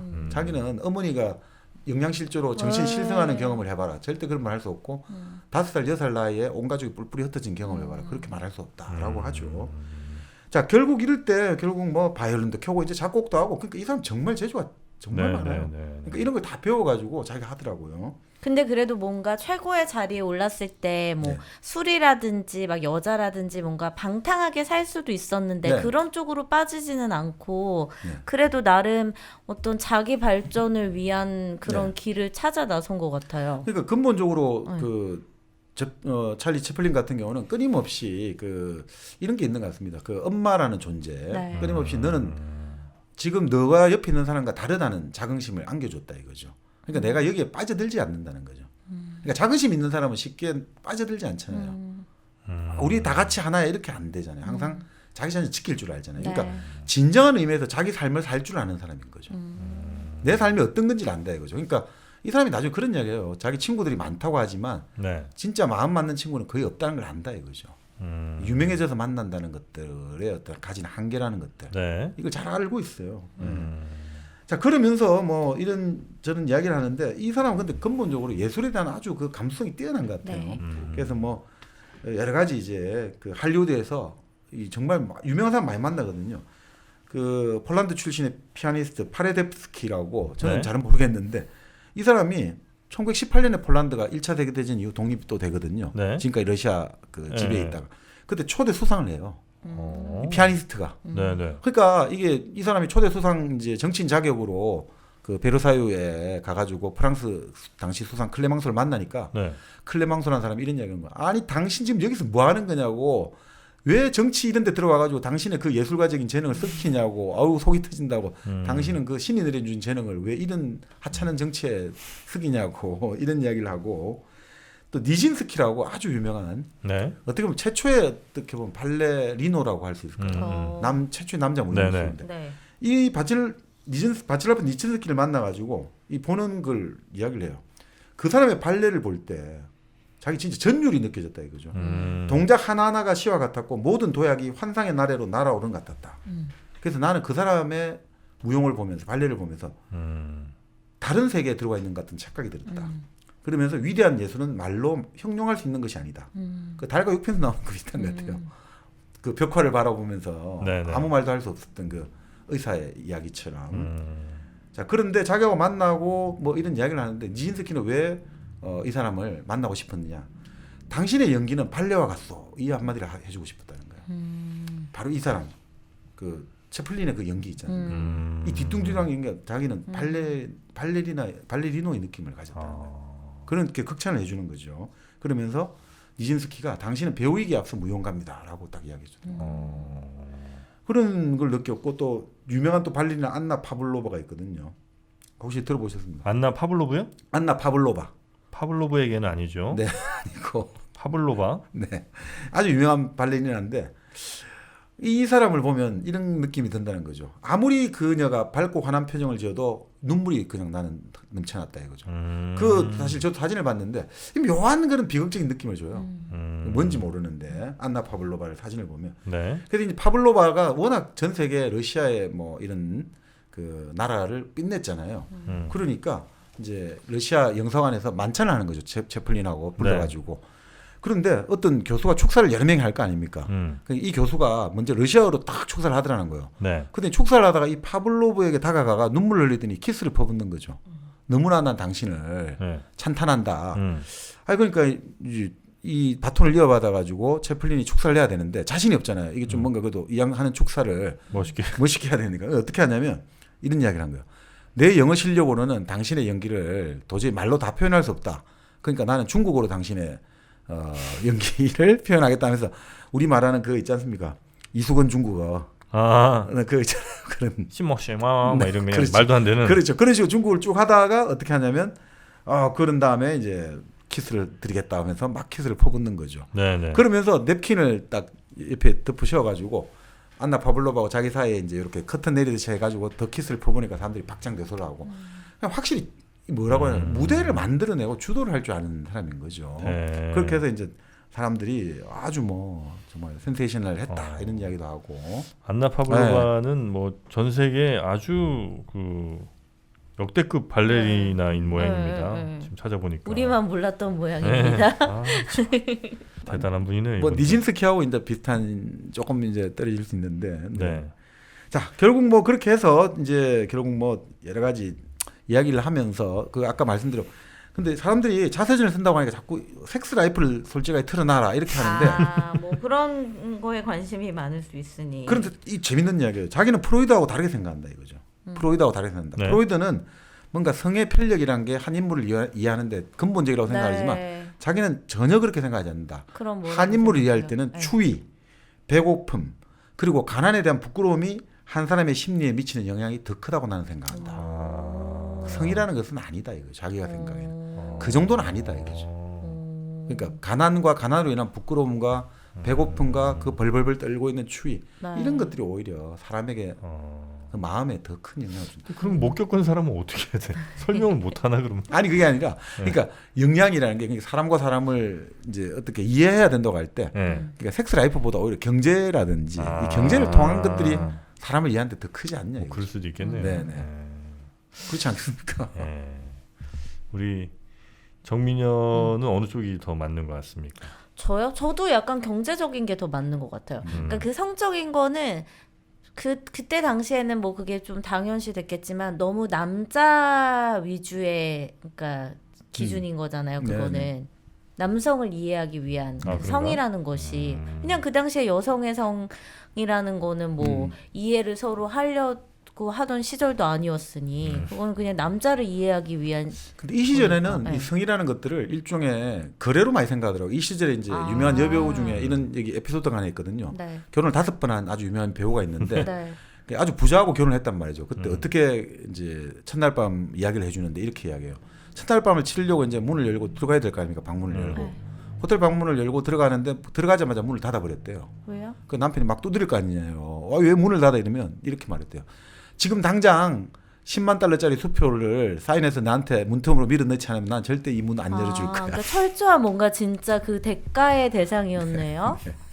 그러니까 그렇게 해서 그 10만 달러 당장 써줄게 해가지고 넣어주면 이제 받아가지고 문 열어주고 그리고 다음 날 아침에 바로 가가지고 현금 찾아가지고 딱 자기 계좌에 집어넣었다 이렇게 나와요. 철저한 이제 거래죠. 네, 이렇게 나오죠. 아유, 뭐 그때는 또 우리랑 생각하는 세계랑 또 다를 수 있으니까. 근데 채플린이 근데 그 정말 오랜 시간 동안 물론 여러 가지 일은 있었습니다만, 근데 왜 자기가 그래도 이제 어느 정도 물론 결혼 한 4번 했을 거예요. 네. 그, 찰리 채플린이. 네, 결혼 4번. 그래요? 네. 그분도 뭐 보통은 아니시네. 네. 그런데 이제 이런 이야기를 해요. 근데 자기는 자기 어떤 사람들이 여러 가지 이야기를 하는데, 자기는 일을 하는 동안에 절대 술도 안 마시고 섹스라는 것들도 안 한다는 거예요. 자기가 그거 이제 영화가 끝나고 다시 영화 들어갈 때가 있고 텀 동안에 이제 좀 놀긴 하는데 그럴 때도 이제 결국은 왜 내가 완벽주의자구나. 좀. 네, 그러니까 이런 거죠. 인생은 한 번 때를 놓치면 다시 되돌릴 수 없다. 그걸 알기 때문에 난 내 자신이 엄격해야 된다. 자기 관리를 진짜 잘 하셨던 분인 것 같다. 그러니까 이렇게 이야기해요. 섹스가 즐거움을 주는 것은 인정하지만 인생에는 때가 있는 법이다. 그래서 나는 그러니까 때에 맞춰 가지고 나는 놀지 절대 일할 때 일을 가지고 이렇게 해버리면 일도 안 되고 아무것도 안 된다라고 생각한다는 거죠. 근데 그러면서 아주 재밌는 일화는 재밌더라고요. 이건 하나 있더라고요. 어떤 스캔들 유명인은 있죠? 안 밝히는데 네. 재밌는 이야기였어요.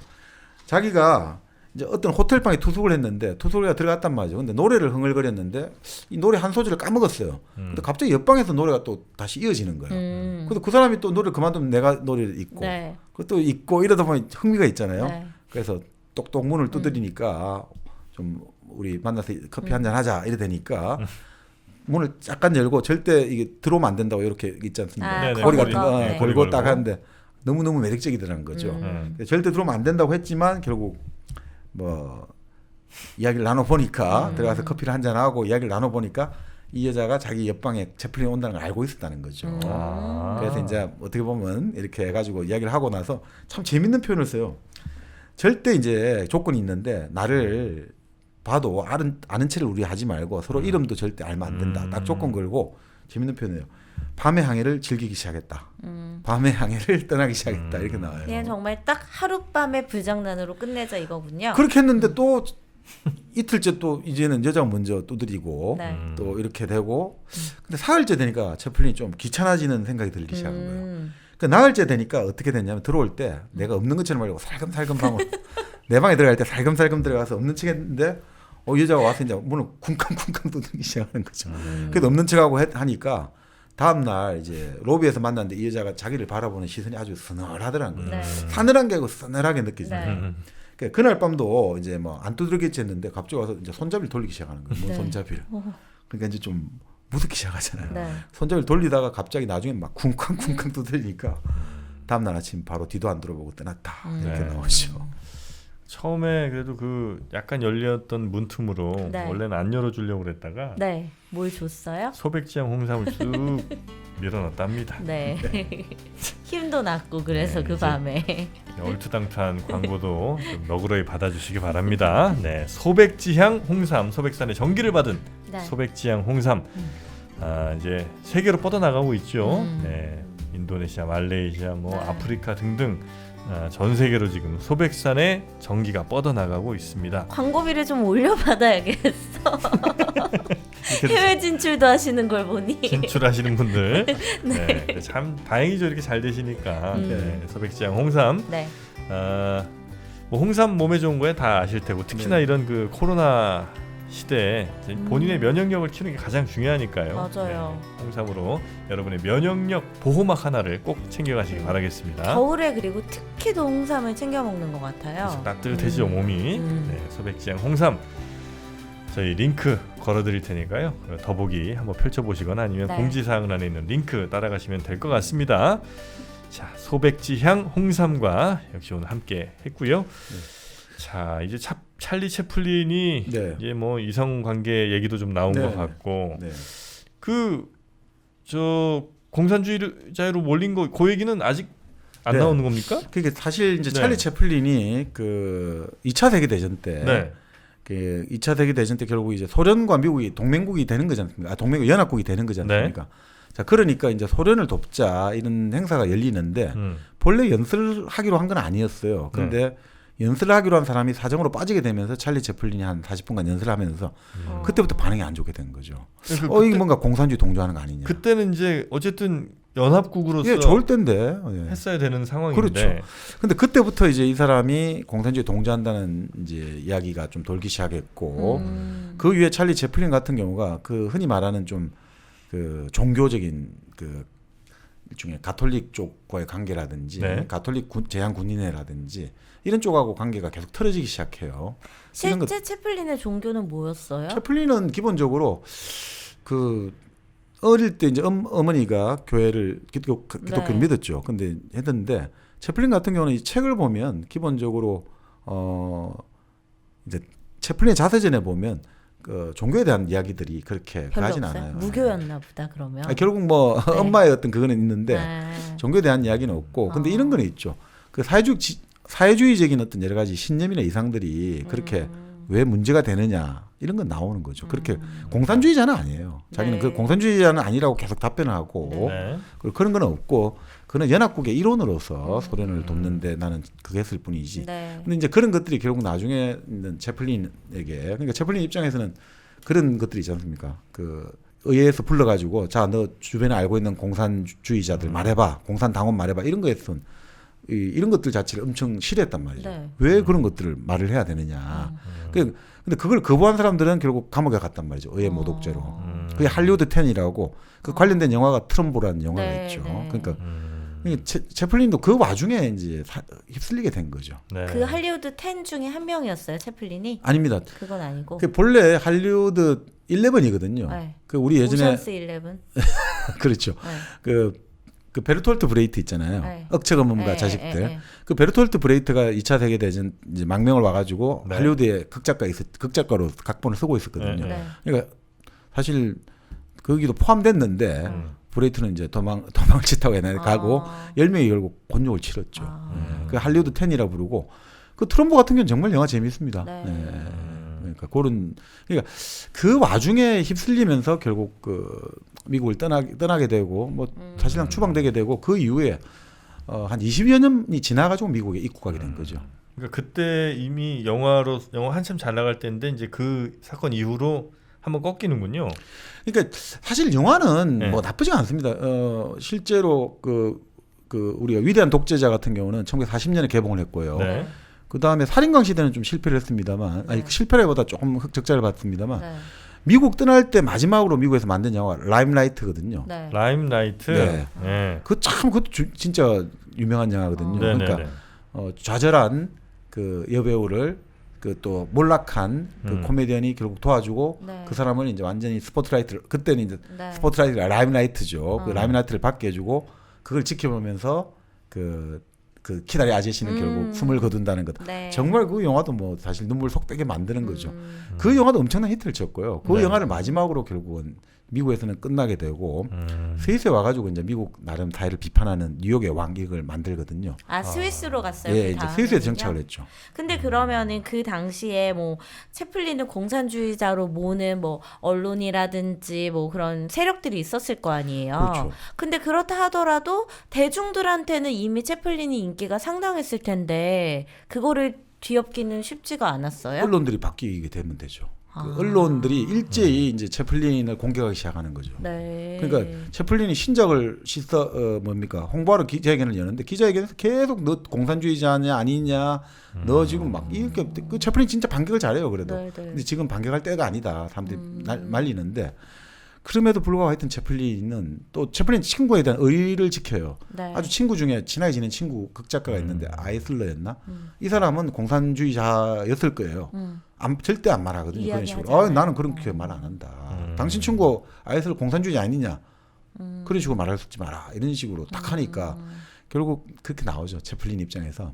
채플린 친구가 미국 연방대법원 판사가 알려준단 말이죠. 최근에 내가 말이야 어떤 만찬 자리에서 그런 이야기를 들었네. 찰리 채플린 조만간 우리가 혼내줄 거야. 한번 손을 좀 봐줄 거야. 당신 조심해. 좀 조심해야겠네. 이렇게 이야기를 해주거든요. 결국 나중에 그런 이야기 나와요.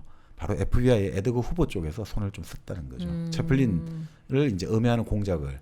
채플린이 너무 대중적 인기 있는데 이 사람이 자꾸 좀 약간 비판적인 메카시즘 반대하고 이렇게 되니까 불편한 거죠. 네. 이 채플린과 대중을 괴리시키는. 그러니까 딱 하나예요. 채플린은 반애국자다. 채플린은 지금 우리 미국에 반대하고 네. 소련을 오히려 옹호한다. 네. 이런 식으로 몰고 가기 시작하는 거예요. 채플린은 공산당은 아닐지 몰라도 이름은 공산주의 동조자다. 그렇게 보는 거죠. 그런 식으로 몰고 가니까 상당히 그때 이제 채플린 자서전 나옵니다만 근데 그게 좀 아픈 기억에서 그런지 그 자서전에 해당된 부분은 좀 짧아요. 아, 그래요? 왜냐면 이거 64년에 썼잖아요. 그때만 해도 동서냉전이 치열한 시기고 하니까 제가 보기엔 조금 그 당시만 해도 이걸 다 예민한 부분이었구나. 여러 가지 말하기가 그러지 않았나 생각도 좀 들고요. 그래서 사실은 뭐 이 채플린의 인생에서 최고의 어떤 하이라이트가 되는 영화이자 네. 그 라이벌은 어떻게 보면 바로 아돌프 히틀러죠. 히틀러? 위대한 독재자 영화에서 결국 히틀러에 대항해 가지고 어떻게 하면 저 히틀러의 권위를 한 방에 날려버릴까? 네. 저 히틀러의 저 망상을 조롱할 수 있을까? 이게 결국 그 문화 전쟁이 아니었나. 네. 그래서 이제 채플린과 히틀러의 세계 대전이란 말까지 하는 거죠. 위대한 독재자가 채플린이 그 유성 영화로 전환한 첫 번째 작품이군요. 이 영화에서 채플린이 유대인 이발사 그리고 아돌프 히틀러의 패러디 캐릭터를 하는 1인 다역을 맡았다고 영화 정보에 좀 나와 있네요. 그러니까 이제 거기서 히틀러 역이 힌켈이라는 배역이 있거든요. 네. 그 이제 우리 흔히 히틀러 똑같죠 느낌이. 네. 그러니까 고민을 했단 말이죠. 나는 지금 유성 영화 싫어했는데 근데 해야 되잖아요. 그래서 했던 게 자기의 캐릭터라고 할 수 있는 이발사 찰리였나요? 하여튼 그 이발사는 말을 거의 안 해요. 그런데 이제 바로 그 힌켈 독재자 힌켈은 말을 따다다다 하는 스타일로 나오는 거죠. 그렇게 해가지고 그 갭을 좀 해소를 하는 거죠. 네. 이렇게 쭉 잘 나가다가 이제 공산주의자로 몰려서 영국으로 다시 갔다가 그리고 이제 나중에 스위스 생활을 이제 하다가 이 책은 그러면 뭐 스위스쯤에서 주로 많이 이제 쓰였겠군요. 그 1964년에 그 저기 책이 나왔으니까 결국 그랬고 72년인가 미국에 가가지고 할리우드 특별상을 다시 받죠. 위대한 이제 영화인이잖아요. 네. 그리고 77년에는 뭐 정말 그 정말 천수를 누리고 모든 걸 다 가진 사람이죠. 그러니까 이분 같은 경우는 사실은 이분의 인생에서 가장 핵심은 히틀러와의 이야기거든요. 그러니까 그거를 한번 따로 사실 좀 이야기를 들려주면 히틀러와 채플린의 이야기요? 그렇죠. 채플린과 히틀러의 세계 대전도 있는데 그 이제 문화를 둘러싸고 어떻게 이제 채플린은 히틀러를 어떻게 반격을 할 것이고 히틀러는 또 채플린을 어떻게 할 것인가 이게 아주 드라마틱하게 재미있거든요. 그런 내용을 다룬 책이 있습니까? 네, 그거 있습니다. 그 채플린과 히틀러의 세계 대전 해가지고 그래요? 책이 있는데 제가 오늘 책을 안 가지고 왔는데 그것도 아주 재미가 있죠. 그러니까 그런 것들을 같이 한번 가도 좋을 것 같아요. 채플린과 히틀러의 세계 대전. 그러니까 채플린이랑 히틀러가 서로 직접 만나고 이런 일은 거의 없는 거죠? 그렇죠. 그러니까 사실 처음 수염 원조 논쟁부터 있어요. 수염이 누가 먼저 했느냐. 실제로 만난 적은 없어요, 둘이? 만난 적은 없죠. 그러니까 그래요? 수염은 사실 근데 채플린이 1914년 초에 수염을 먼저 붙인 게 처음 사진이 나오고요. 히틀러는 1914년 7, 8월인가쯤 된 게 나오거든요. 그래요? 근데 그래서 그런 얘기를 많이 하거든요. 이제 채플린을 좋아하는 사람들은 히틀러가 채플린을 따라했다. 또 이제 또 히틀러 쪽을 연구한 사람들은 히틀러 코가 좀 휘었단 말이죠. 그러니까 휘을 때 이제 수염을 좀 하면 이거 효과를 완화되니까. 상쇄하니까 했고 또 독일이 예전부터 독일의 정치가들이 콧수염을 좋아했거든요. 카이젤 수염, 우리 황제 비레네 미세도하고 비스마르크도 콧수염하고 다 얘기했단 말이에요. 그러니까 이제 히틀러도 나도 그만큼 위대한 지도자의 반열에 올랐다 했다는 설도 있는데, 근데 결국 뭐 그 채플린 관련한 여러 가지 영상이라든지 사진이나 이런 게 독일에서 처음 출간된 건 15년이니까 히틀러가 따라한 것 같지는 않다. 그러니까요. 그리고 막 자기도 막 한 건데 히틀러가 근데 나중에 곤혹스러웠다는 거죠. 이게 없애려고 하니까 무슨 고작 영화 배우 하나 때문에 그렇게 된 거예요. 그쪽에서는 코미디 배우 나부랑이 때문에 우리 위대하신 총통 휘러가 이러면 되느냐 하고 계속 이렇게 하려니 계속 그 뭔가 사람들이 비교를 하게 되고 결국 이미지 전쟁이었다는 거죠. 그때도. 그 사실 재밌잖아요. 이게 채플린도 이미지를 가지고 전 세계 사람들을 사로잡았잖아요. 어떻게 보면 채플린이 왜 코스모폴리탄이고 평화주의자고 왜 채플린은 말을 안 했을까 이거죠. 무성영화를 좋아했을까. 채플린은 전 세계 사람을 상대로 사실은 사업을 하는 사람이잖아요. 꿈을 주고 돈을 버는 네. 사람이잖아요. 그러니까 이 사람은 성차별이나 인종차별하면 안 되는 거예요. 전 세계 누구나 다 자기 친구가 돼야 되는데 그렇죠. 성을 차별하고 인종차별은 안 되잖아요. 물론 공부를 많이 했겠지만. 네. 그러니까 이 사람은 어떻게 보면 그 이미지나 그 어떤 그걸 갖고 가는 사람, 평화주의자죠. 근데 히틀러는 뭡니까? 바로 독일 민족. 독일 민족의 레벤스라움해가 독일 민족의 생활권을 위해서 우리는 이제 다 유럽을 다 가져야겠어. 이렇게 나가면서 뭐 위대한 아리아 어쩌고 저쩌고 했었잖아요. 네네네. 그러니까 이 사람 입장에서는 또 뭐 근데 아무것도 없잖아요. 이 사람이 오스트리아 출신에 뭐 공부를 많이 한 것도 아니고 근데 본래 정치 시작도 이거 다음에 할 이야기인데 본래 극자로 시작했거든요. 극자로 처음에 배지를 달았어요. 극자파로. 아, 네네. 그러다가 배신해가지고 다 배신하고 나서 다시 극으로 전향하는데 그런데 이 사람은 뭐로 성공을 했습니까? 이 라디오 연설도 안 됐거든요. 처음에는 그 라디오 연설을 못하게 막았어요. 독일 사회민주당에서. 네. 바로 영화를 통해 가지고 성공을 했거든요. 아. 왜냐하면 이제 1927년에 유성 영화가 만들어졌어요. 네네네. 그 재즈싱어라는 영화가 처음 만들어지니까 나치가 이거다라고 생각한 거예요. 이제 히틀러가 연설한 거 찍어가지고 거기다가 음성을 입혀가지고 네네. 전 독일에 뿌린 거예요. 그때부터 완전히 히틀러 바람이 불기 시작했거든요. 그러면 어차피 이게 뭐 네. 한두 시간에 끝날 얘기는 또 아닌 것 같으니까 네. 요 히틀러와 네, 그걸 이 찰리 채플린의 전쟁을 네. 저희가 원래 이제 매주 이렇게 독립된 책을 소개를 네. 해드렸는데 네. 이번에 한번 연결을 한번 지어가고 좋아요. 네. 다음 시간에 네. 히틀러와 채플린의 네, 세계 대전을 네. 한번 저희가 한번 다뤄보면 어떨까 네, 네. 싶습니다. 그럼 오늘 채플린은 요 정도로 그럼 정리 네, 좀 네. 하고요. 네. 이 채플린과 히틀러의 세계 대전이 너무나 기대되는데 네. 또 우리 일상생활에서는 또 커피가 세계 대전 중 아니겠습니까? 근데 어떤 분이 스벅보다 더 맛있다고 네. 1kg 커피 구매해서 먹어봤더니 스벅보다 더 맛있다고. 수박 꺾은 지는 오래됐고요. 그럼 이제 스벅 꺾었으면은 뭐 더 이상 꺾을 거 없지 않아요? 사실 뭐 별로 네, 없는데 네. 이제 뭐 몇몇 브랜드들이 있긴 하죠. 지금 뭐 일부에서는 뭐 폴바셋이랑 또 전쟁 중이란 말도 있고 네. 여러 브랜드가 있습니다만 하여튼 아직까지는 1kg 커피를 꺾을 네. 커피는 2kg 커피 정도 아닐까. 아직 안 나왔습니다. 1kg 커피 이상은. 네, 1kg 커피. 저 일당백과 늘 함께하는 1kg 커피. 이제는 뭐 구구절절 설명 안 드리겠습니다. 네, 커피는 그냥 무조건 1kg 커피. 네, 1kg 커피로 가겠습니다. 1kg 커피 앱 꼭 다운로드 받아주시고요. 또 유튜브에서 1kg 커피 사장님 나오는 거 한번 보세요. 네. 얼마나 커피를 정성스럽게 만드시는지 볼 수가 있습니다. 그리고 사실 이거를 뭐 오히려 이렇게 가도 될 것 같습니다. 정민의 영원한 이야기 해가지고 위대한 독재자 그 영화와 같이 관련해가 사실 그 이야기니까 영화를 그럼 좀 오히려 영화를 위대한 독재자 보시고 네. 해도 될 것 같습니다. 여러분도 그러면 네. 이 영화 한번 보십시오. 위대한 독재자 네. 보시면 저희가 또 드리는 위대한 독재자라는 영화 정도면 정말 우리가 또 일생에 한 번은 볼 만한 영화 아니겠습니까? 그렇죠. 그러니까 네. 우리 뭐 영원한 이야기 한 지도 네, 오래됐는데 네. 위대한 독재자를 메인으로 하고 네. 이렇게 가시면 더 좋을 것 같습니다. 알겠습니다. 알겠습니다. 다음 시간에는 예고까지 합니다. 이제 네. 위대한 독재자, 네. Great Dictator 네, 맞나요? 맞습니다. 네, 위대한 독재자 영화와 함께 네. 채플린과 히틀러의 세계 대전이라는 책도 같이 소개를 좀 해드리는 시간 갖도록 하겠습니다.